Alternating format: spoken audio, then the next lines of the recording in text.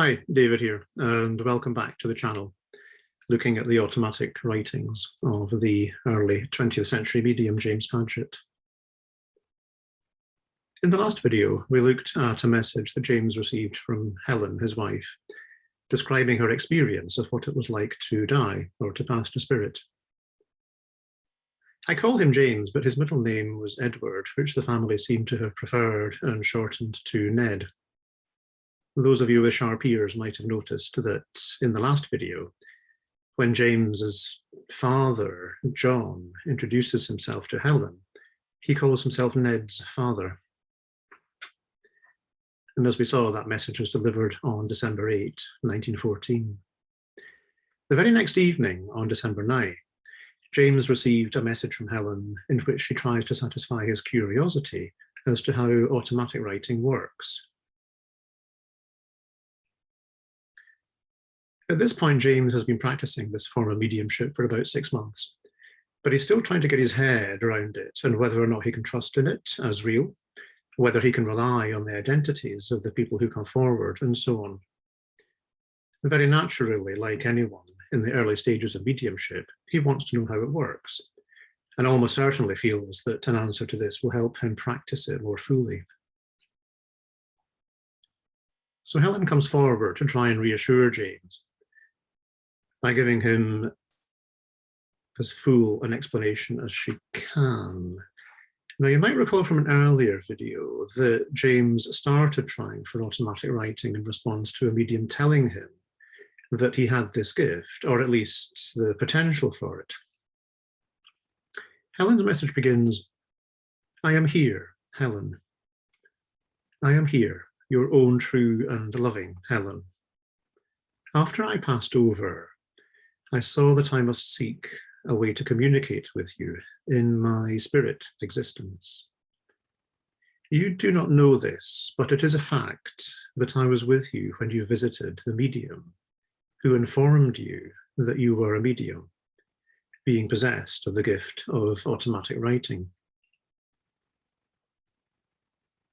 I learned this fact from some of your spirit relatives, principally your father, who impressed this medium to tell you the fact of your mediumship.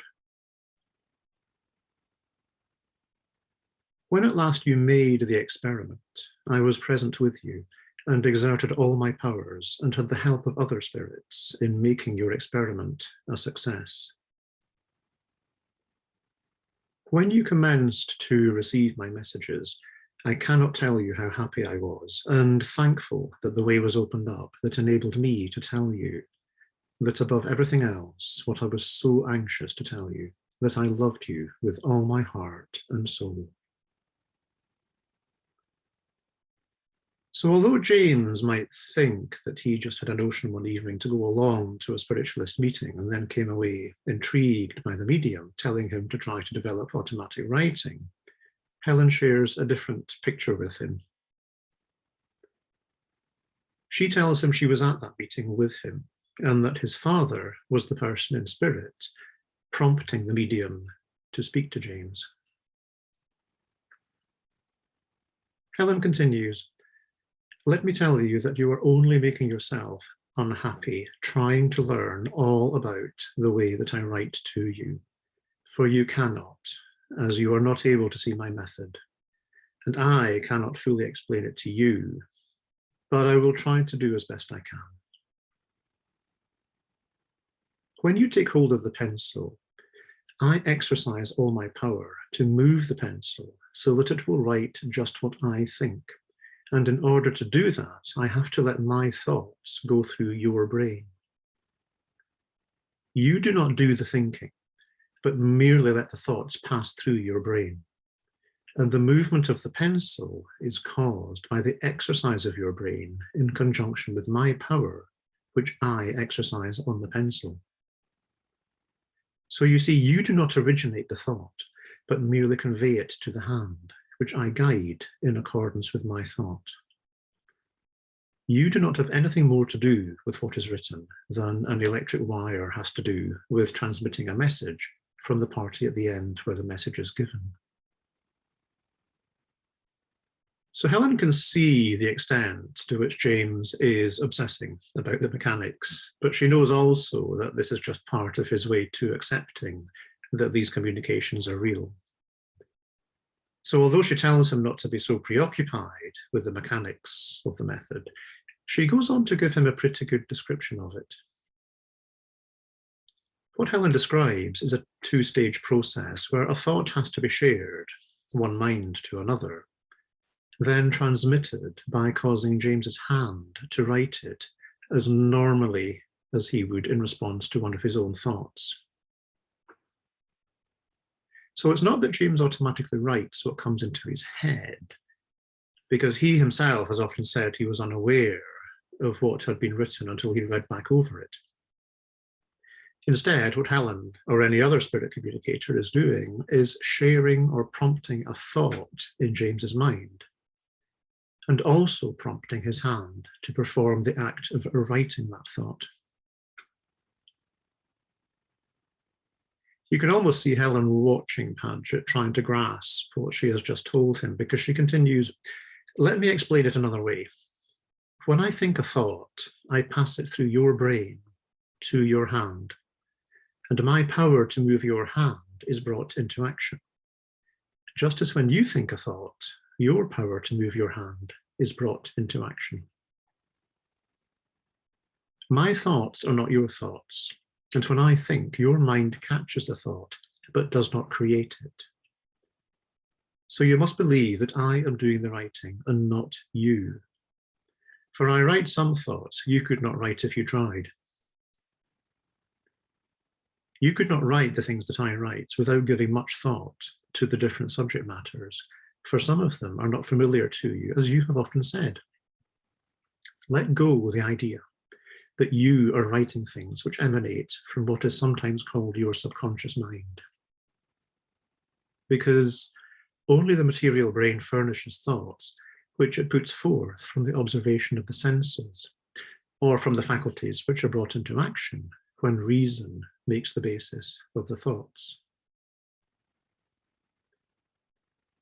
Often when people are new to the idea of mediumship or unconvinced by it, they raise the possibility that it's just the medium's subconscious mind in action.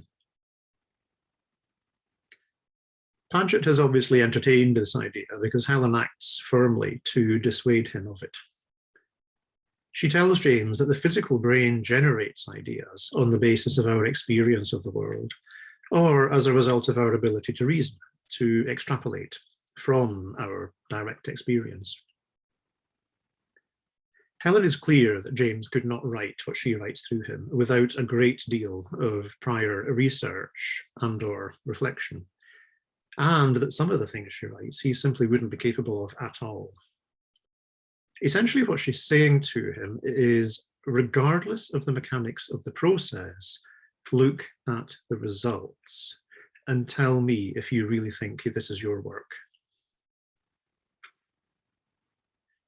Helen goes on to say, I am studying the laws of physical and psychic sciences so that I may be able to assist you in your investigations when you come to search for the true relationship between spirits and mortals, and the laws which control these communications.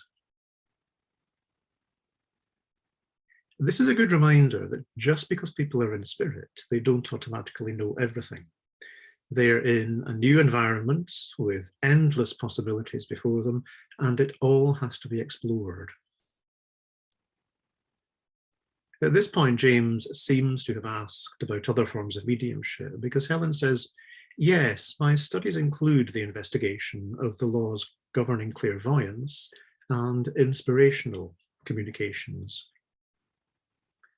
You will have the opportunity sometime to have an experience in each of these phases, and I want to be in condition to assist you to a degree that will help you in arriving at conclusions that will be correct, and which will help others understand the laws that govern these things.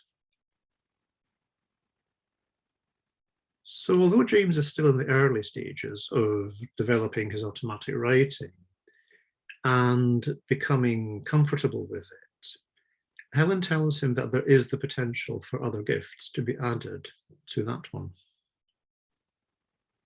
She concludes, "So you see that your wife loves you so much that she is willing to attempt to learn these things, which are thought to be only for the masculine mind, in order to help you more clearly understand them. If you will only give your thoughts to the spiritual things, and let your soul be open to the inflowing of God's love by praying with all your soul longing, you can progress just as rapidly as I do. Your own true wife, Helen." So 2 small points just to conclude. A century ago, people obviously had much more fixed ideas about male and female attributes, including the notion that the intellect was a masculine attribute. We're still not entirely free of these ideas, but Helen leaves us in no doubt that she's not letting them hold her back. The other point is Helen's concluding one, that Padgett also has a part to play, and it doesn't involve mental understanding of the mechanics of mediumship.